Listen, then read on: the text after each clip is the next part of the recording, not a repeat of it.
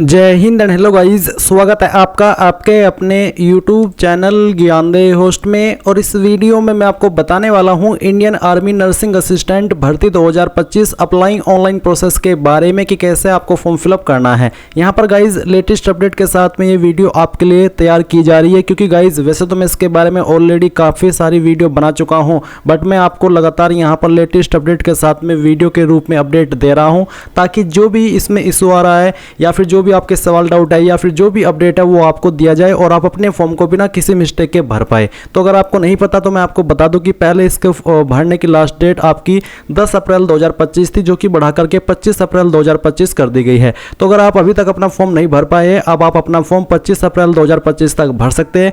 Form कैसे भरा जाएगा इसकी संपूर्ण इन्फॉर्मेशन आपको रजिस्ट्रेशन से लेकर प्रिंट तक दी जाएगी, तो वीडियो को आपको पूरा देखना है। अगर आपने अभी तक वो वीडियो को लाइक शेयर नहीं किया कर दीजिएगा और चैनल को सब्सक्राइब कर लीजिएगा।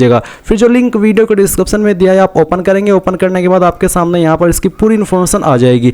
मैं आपको बता दूं, जो अभी रिसेंटली इंडियन आर्मी ने अग्निवीर की वैकेंसी निकाली गई है, ये वैकेंसी उससे अलग है। वो इससे अलग इसलिए है क्योंकि गाइज जब इसमें आर्मी में पहले पूरी सेवा देने का मौका मिलता था, अभी भी इस पोस्ट पर आपको पूरी सेवा देने का मौका मिलता है, ना कि 4 साल की। तो ये आपकी परमानेंट वैकेंसी है, जो कि आपकी नर्सिंग असिस्टेंट की वैकेंसी रहती है। तो आप यहाँ पर इस पर अप्लाई करने के लिए क्या क्वालिफिकेशन चाहिए वो चेक कर सकते हैं। फीस सभी कैटेगरी कैंडिडेट को 250 रुपये पे करनी होगी। एज लिमिट 17.5 से 23 साल के बीच रखी गई है और जो फिजिकल क्राइटेरिया है वो भी आप यहाँ पर चेक कर सकते हैं। तो सभी एलिजिबिलिटी आपको यहाँ से चेक कर लेनी है। अब ये सभी जानकारी चेक करने के बाद में आप यहाँ पर आएंगे और मैं आपको उसके पहले एक इन्फॉर्मेशन और दे दूँ। जब आप इस वाले इंटरफेस पर आते हैं तो आपको यहाँ पर बोला भी है कि male candidates can apply for any 2 categories in Agnipath scheme based on their eligibility, यानी कि मेल कैंडिडेट किसी भी 2 कैटेगरी के अंदर अप्लाई कर सकते हैं अग्निपथ स्कीम में।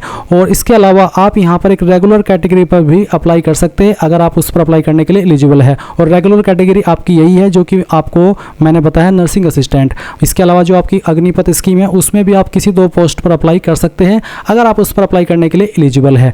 तो आप यहाँ पर क्या करेंगे, इंपोर्टेंट लिंक के सेक्शन में आएंगे और अप्लाई ऑनलाइन लिंक ओपन करेंगे। देन आपके सामने यहाँ पर ये वेबसाइट आएगी। यहाँ पर आपको आपकी स्टेट सेलेक्ट करनी है। इसके बाद में यहाँ पर आपका डिस्ट्रिक्ट और फिर यहाँ पर आपका तहसील। इसके बाद में जो आपकी हाइट है वो आपको सेलेक्ट कर लेनी है सेंटीमीटर के अंदर। डेट ऑफ बर्थ आपकी क्या है वो आप यहाँ पर कैलेंडर के ऊपर क्लिक करके सिलेक्ट कर लेंगे। एंड उसके बाद में क्वालिफाइंग कोर्स में आपको यहाँ पर 12th सेलेक्ट करना है। फिर जेंडर आपको सेलेक्ट कर लेना है। आपने 12वीं अपीयरिंग हो यानी कि कर रहे हो या फिर पास कर चुके हो वो आपको बताना है। और आपका जो मैरिटल स्टेटस है वो आपको यहाँ पर टिक कर देना है। एंड देन फिर आप चेक एलिजिबिलिटी इसके ऊपर क्लिक करेंगे। इसके ऊपर क्लिक करने के बाद आपको यहाँ पर अग्निवीर काडर की वैकेंसी देखने को मिलेगी। और फिर है आपका रेगुलर काडर, तो आप रेगुलर काडर के ऊपर टिक जैसे ही करेंगे तो आपको यहाँ पर सोल्जर टेक्निकल एनए यानी कि नर्सिंग असिस्टेंट और जो उसकी क्वालिफिकेशन है वो आप यहाँ पर भी चेक कर सकते हैं। तो ये सभी जानकारी आप देख सकते हैं आपके सामने दी गई है। इसका मतलब ये है कि आपकी एज लिमिट के अकॉर्डिंग और आपकी क्वालिफिकेशन के अकॉर्डिंग आप एलिजिबल है अप्लाई करने के लिए। तो अब आप यहाँ पर अप्लाई के ऊपर क्लिक करेंगे। अप्लाई पर क्लिक करने के बाद में आपके सामने यहाँ पर इस तरह का इंटरफेस आएगा। मैं आपको बता दूं कि अगर आपने यहाँ पर इंडियन आर्मी की वेबसाइट का इस्तेमाल करके पहले भी JCO और OR लेवल की पोस्ट पर अप्लाई किया यानी कि अग्निवीर पर अप्लाई किया है तो आपका अकाउंट यहाँ पर बना हुआ होगा। आप यहाँ पर उसी को लॉगिन करेंगे क्योंकि आप नया रजिस्ट्रेशन नहीं कर सकते। अगर आपका अकाउंट बना हुआ है पर आप आपका पासवर्ड भूल चुके हैं तो मैं आपको बताता हूँ कि कैसे आपको उसको रिकवर करना है। तो आप यहाँ पर यूजर नेम में आपने जो ईमेल आईडी रजिस्टर की थी वो यहाँ पर डालिएगा। फिर पासवर्ड अगर आपको याद है तो डाल करके इसको लॉगिन कर लीजिए। अगर याद नहीं है तो आप यहाँ पर फॉरगॉट पासवर्ड इसके ऊपर क्लिक करेंगे। इसके ऊपर क्लिक करने के बाद में यूजर नेम में आपको आपकी रजिस्टर्ड ईमेल आईडी डालनी है जो कि आपने उस वक्त रजिस्टर की थी। फिर जो डेट ऑफ बर्थ आपने फॉर्म के अंदर भरी थी उस वक्त वो DOB भी आपको यहाँ पर सेलेक्ट करनी है। एंड उसके बाद में आपको यहाँ पर मैट्रिकुलेशन यानी कि 10th का जो सर्टिफिकेट नंबर है आपका वो आपको यहाँ पर भरना है। एंड फिर जो आपने मोबाइल नंबर आप यहाँ पर रजिस्टर किया था वो नंबर आप यहाँ पर डालिएगा। इसके बाद में आप सबमिट के ऊपर क्लिक करेंगे। इसके बाद में आपकी ईमेल आईडी के ऊपर आपको एक पासवर्ड सेंड कर दिया जाएगा जिसका इस्तेमाल करके आप लॉगिन कर लेंगे। पर गाइज अगर आप फ्रेशर है, आपने इस वेबसाइट का इस्तेमाल करके अभी तक कोई फॉर्म नहीं भरा तो आपको यहाँ पर रजिस्ट्रेशन के ऊपर क्लिक करना है और यहाँ से कंटिन्यू कर देना है। अब कंटिन्यू करने के बाद इंस्ट्रक्शंस आएंगे। आप इन सभी को चेक करने के बाद यहाँ पर कंटिन्यू के ऊपर क्लिक करेंगे। अब आपके सामने यहाँ पर 2 ऑप्शन है लॉगिन करने के या फिर कह लीजिए कि रजिस्ट्रेशन करने के। आपको बोला है कि आपकी जो इन्फॉर्मेशन 10वीं की मार्कशीट के अंदर है वही इन्फॉर्मेशन आपके जो आधार कार्ड है उसके अंदर होनी चाहिए, अलग अलग नहीं होनी चाहिए।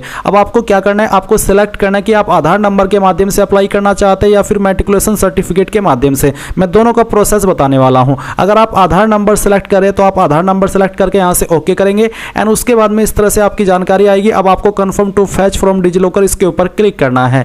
इसके ऊपर क्लिक करने के बाद यहाँ पर आप आपका आधार नंबर एंटर करेंगे, ये कैप्चा कोड डालेंगे और नेक्स्ट के ऊपर क्लिक करेंगे। अब आपके नंबर के ऊपर एक ओटीपी आया होगा, उसी नंबर पर जो कि आपने आधार कार्ड के साथ में लिंक कराया है, तो वो ओटीपी आप यहाँ पर डालने के बाद कंटिन्यू करेंगे और कंटिन्यू करने के बाद में आपकी इंफॉर्मेशन जो डिजिलॉकर अकाउंट के ऊपर है यहाँ से फैच की जाएगी। तो आप देख सकते हैं कि आपकी इन्फॉर्मेशन इस तरह से फैच हो चुकी है। आप यहाँ पर आपका जो डोमिसाइल स्टेट है अब वो सिलेक्ट कर लेंगे, जिस भी स्टेट के आप निवासी है। आपका आधार नंबर आपको यहाँ पर फिर से एंटर करना है। कैंडिडेट का नेम यहाँ पर फैच कर लिया गया है, वही जो कि आधार कार्ड के अंदर दिया गया है। इसके बाद में आपको यहाँ पर पूछेगी क्या आपका नाम आधार कार्ड के अंदर और 10th के सर्टिफिकेट के अंदर सेम है। अगर हाँ तो यस, अगर आप नो करेंगे तो फिर आपको यहाँ पर ये बोला जाएगा कि आप आधार कार्ड के अंदर भी वही नाम करवाइए जो कि आपका 10th के सर्टिफिकेट के अंदर है। इसके बाद में आपको यहाँ पर आपके फादर का नाम देखने को मिलेगा जो कि आधार कार्ड के अंदर है, और फिर आप यहाँ पर नीचे आपके फादर का नाम लिखेंगे वही जो कि आधार कार्ड के अंदर है, और सेम नाम आपका 10th के सर्टिफिकेट के अंदर भी होना चाहिए। इसके बाद आप यहाँ पर मदर का नेम एंटर करेंगे। डीओबी भी आपकी यहाँ पर फैच कर ली गई है, और फिर आपके सामने यही सवाल है कि क्या आपकी डीओबी यहाँ पर जो दी गई है वो आपके 10th के सर्टिफिकेट के अंदर भी है। अगर हाँ तो आप यस कर दीजिए। फिर आप आपकी ईमेल आईडी एंटर करेंगे जो कि आप रजिस्टर करना चाहते हैं, आपका मोबाइल नंबर डालेंगे एंड देन ये कैप्चा कोड फिल करेंगे, और उसके बाद में आप यहां पर सभी जानकारी चेक करते हुए सबमिट पर क्लिक करेंगे। सबमिट पर क्लिक करने के बाद में जो आगे का प्रोसेस आएगा वो बताने से पहले मैं उन कैंडिडेट के बारे में बात करना चाहूंगा जो कि डिजिलॉकर के माध्यम से नहीं बल्कि मैट्रिकुलेशन सर्टिफिकेट के माध्यम से इसमें रजिस्ट्रेशन कर रहे हैं। तो उनको कैसे कहां पर क्या जानकारी भरनी है वो प्रोसेस भी आप जान लीजिए। तो गाइज आप यहां पर जब आधार नंबर सिलेक्ट किए थे, यहीं पर अगर आपके पास आधार नंबर नहीं है आप मैट्रिकुलेशन सर्टिफिकेट सिलेक्ट करेंगे। ये सिलेक्ट करने के बाद आप confirm to fetch from DigiLocker इसके ऊपर क्लिक करेंगे एंड देन फिर यहां पर आपको आपका बोर्ड सेलेक्ट करना है। जो भी आपका बोर्ड है 10th का वो आप यहां पर सेलेक्ट कर लीजिए। 10th का रोल नंबर क्या है वो आपको यहां पर एंटर करना है। फिर किस ईयर के अंदर आपने आपकी 10वीं पास की थी वो ईयर आपको सेलेक्ट कर लेना है। फुल नेम आपका आपके 10th के सर्टिफिकेट के अंदर क्या है वो आपको यहां पर लिखना है। आपकी ईमेल आईडी आपको यहां पर देनी है जो कि आप रजिस्टर करना चाहते हैं। आपका मोबाइल नंबर देना है जो कि आप रजिस्टर करना चाहते हैं एंड देन फिर आप फाइंड के ऊपर क्लिक करेंगे। इसके बाद में आपकी जानकारी यहां पर फैच कर ली जाएगी और आपके सामने यहां पर रजिस्ट्रेशन का जो पेज है वो आ चुका है। तो आप यहां पर पहले आपकी स्टेट सेलेक्ट करेंगे, जिस स्टेट के आप स्थायी निवासी है, एंड बोर्ड का नाम यहां पर आपके दिया है, रोल नंबर दिया है, ईयर ऑफ एग्जाम दिया है, कैंडिडेट का नेम जो मैट्रिकुलेशन सर्टिफिकेट के अंदर है वो यहां पर आपको देखने को मिलेगा। फिर यहां पर आपको कैंडिडेट का फादर नेम लिखना है और फिर मदर नेम लिखना है, और ध्यान दीजिए कि जो आप फादर नेम दे रहे हैं मदर नेम दे रहे हैं यही नाम आपका 10th के सर्टिफिकेट के अकॉर्डिंग आधार कार्ड में भी होना चाहिए। एंड फिर आप यहां पर आपका ईमेल एड्रेस एंटर कीजिएगा, आपका मोबाइल नंबर डालिए जो कि आप रजिस्टर करना चाहते हैं, यहां पर टिक कीजिए एंड ये कैप्चा कोड डालने के बाद में सबमिट के ऊपर क्लिक कीजिए। अब जो आगे का प्रोसेस है वो दोनों के सामने सेम आएगा, चाहे आप आधार कार्ड के नंबर से इसमें रजिस्ट्रेशन कर रहे हैं या फिर 10th के सर्टिफिकेट के नंबर से। अब गाइज आपने जो ईमेल आईडी भरी है वो ईमेल आईडी आपको चेक करनी है। उसके ऊपर आपको एक ईमेल मिली होगी जिसमें कि वेरिफिकेशन कोड दिया है, ये आप चाहे तो यहां से कॉपी कर लीजिए या फिर जो यहां पर दिया गया है सेम टू सेम आपको यहां पर एंटर ओटीपी के सेक्शन में लिखना है। ये कैप्चा कोड आपको डालना है एंड देन सबमिट के ऊपर क्लिक करना है। सबमिट के ऊपर क्लिक करने के बाद यहां पर एजुकेशन डिटेल का सेक्शन आपके सामने ये आएगा। अब आपको यहां पर क्वालिफाइंग कोर्स में सिलेक्ट करना है कि जो आपकी हाईएस्ट क्वालिफिकेशन है वो क्या है, तो वो आप यहां पर सिलेक्ट कर लीजिए और फिर बताइए कि आपने क्वालिफिकेशन पास कर ली है या फिर आप कर रहे हैं, तो जो भी है वो आप यहां पर टिक कर दीजिए। अगर पास कर चुके तो आप पास सेलेक्ट कर लेंगे। फिर है मैट्रिकुलेशन 10th बोर्ड, तो 10th आपने किस बोर्ड से की है, CBSE, ICSE, open school, other, state board. State board यानी कि अगर आप यूपी से है तो आपका स्टेट बोर्ड यूपी बोर्ड हुआ, तो आप यहां पर वो सेलेक्ट कर लीजिए। मैंने स्टेट बोर्ड सेलेक्ट किया। स्टेट बोर्ड सेलेक्ट करने के बाद में अब मैं यहां पर उत्तर प्रदेश सेलेक्ट कर लेता हूं। 10th का रोल नंबर यहां पर दिया है। फिर यहां पर है आर यू रिमस्टरिंग कैंडिडेट, क्या आप उम्मीदवार को फिर से तैयार कर रहे हैं, तो आप यहां पर नो ही रहने दीजिए। इसके बाद में गाइज आप यहां पर थोड़ा ऊपर आएंगे और आपको कुछ और जानकारी यहां पर भरनी है, जैसे कि जेंडर आपका यहां पर आपको सेलेक्ट कर लेना है और यहां से ओके करना है। इसके बाद यहां पर आप देखेंगे मैरिटल स्टेटस, तो आप इसको फिर से सेलेक्ट कर लीजिए। अनमैरिड जो भी आपका स्टेटस है बेसिकली वही।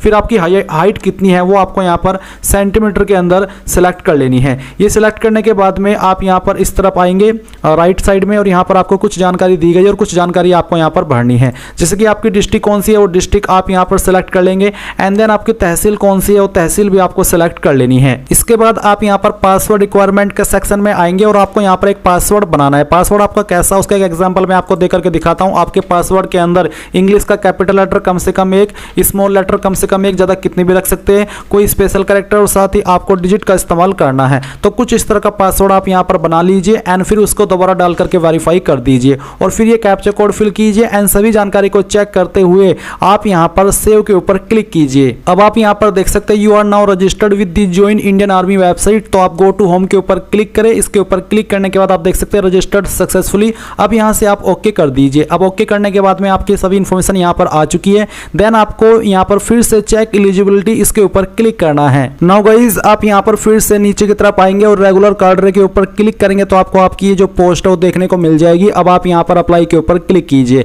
एंड देन आपके सामने आप एप्लीकेशन इंस्ट्रक्शंस आएंगे। आप यहाँ पर इनको कंटिन्यू के ऊपर क्लिक करके कंटिन्यू कर दीजिए। देन आपके सामने पर्सनल इन्फॉर्मेशन आपको देखने को मिलेगी। यहाँ पर गाइज आपको आपका जो रिलीजन है वो सिलेक्ट करना है एंड देन इसके बाद में आपकी क्लास क्या है। अगर आपकी इनमें से कोई क्लास है जो कि यहाँ पर दी गई, जैसे कि ये कुछ कास्ट के नाम दिए गए हैं, तो आपको वो सिलेक्ट कर लेना है। अगर आपकी कास्ट इसमें नहीं है तो आप अदर इंडियन सिटीजन सेलेक्ट कर सकते हैं, नहीं तो आपकी अगर कास्ट इसके अंदर है तो आप आपकी वो सिलेक्ट कर लीजिएगा। फिर आपको यहाँ पर आपका फोटो एंड साइन अपलोड करना है। फोटो का साइज 5 से 20 KB के बीच में रखा है और सिग्नेचर का साइज 5 से 10 KB के बीच में।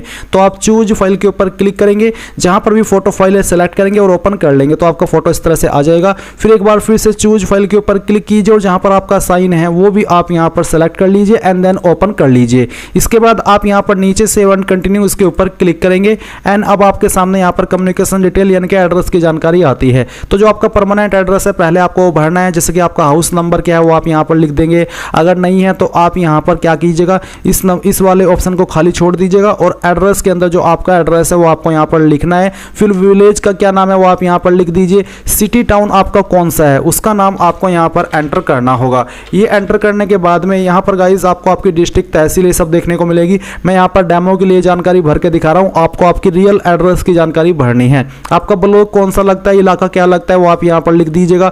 पिन कोड आपका क्या है वो आप यहां पर डाल दीजिएगा। आपका नजदीकी पुलिस स्टेशन आपको यहां पर बता देना है, लिख देना है। पोस्ट ऑफिस कौन सा है नजदीकी वो आप यहां पर लिख दीजिए एंड उसके बाद में इस तरह पाएंगे तो आप देखेंगे यहां पर कोरेस्पोंडेंस एड्रेस यानी कि प्रेजेंट एड्रेस। तो अगर आपका प्रेजेंट और परमानेंट एड्रेस सेम है तो आप यहां पर सेम एज परमानेंट एड्रेस इसके ऊपर टिक कर दीजिएगा एंड देन फिर नीचे आकर के सेव एंड कंटिन्यू इसके ऊपर क्लिक कीजिएगा। अब आपके सामने मिससेलेनियस डिटेल का सेक्शन आता है। तो यहां पर है स्पोर्ट, तो आपको बताना है आपने स्पोर्ट्स खेला है, अगर हाँ तो यस, नहीं तो आपको नो करना है। अगर आप यस करें तो फिर आपको बताना है कि आपने इनमें से कौन सा स्पोर्ट्स खेला है और किस लेवल पर खेला है, साथ ही आपकी स्पोर्ट्स पोजीशन क्या थी। अगर नहीं खेला तो आप नो कीजिए एंड नो करने के बाद में अगला सवाल है कि आपके पास एनसीसी सर्टिफिकेट है। अगर आपके पास एनसीसी सर्टिफिकेट है तो आप यस करिए और फिर बताइए कि आपके पास इनमें से ABC या फिर C विद RD परेड अगर है इनमें से तो यस कर दीजिए। यस करने के बाद बता दीजिए, नहीं तो आपको नो करना है। एंड देन फिर यहाँ पर आपको देखने को मिलेगा रिलेशन विद आर्मी पर्सनल। अगर आपका कोई रिलेशन है आर्मी पर्सनल के साथ में तो आपको बताना है कि आप son of ex serviceman, son of war window, तो बता दीजिए। नहीं है तो उसको ऐसे ही रहने दीजिए। हाईएस्ट क्वालिफिकेशन आपको अपनी सेलेक्ट कर लेनी है। अप्लाइंग फॉर कैटेगरी तो यहाँ पर सोल्जर, टेक्निकल, नर्सिंग असिस्टेंट, तो हम इसको सेलेक्ट करते हैं। अब आपको यहाँ पर सेव एंड कंटिन्यू इसके ऊपर क्लिक करना है। इसके ऊपर क्लिक करने के बाद में यहाँ पर आती है एजुकेशन डिटेल। तो क्वालिफाइंग कोर्स तो 12th साइंस हमने सेलेक्ट किया। इसके बाद में आपको आपका बोर्ड सेलेक्ट कर लेना है।